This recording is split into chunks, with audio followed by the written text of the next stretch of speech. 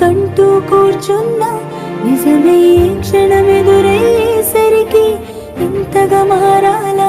నీలోనే జీవిస్తున్నా, నీతో జీవితం అనుకున్నా, బదులుగా మిగిలిన బాధల భారం మోస్తూ బతకాలా?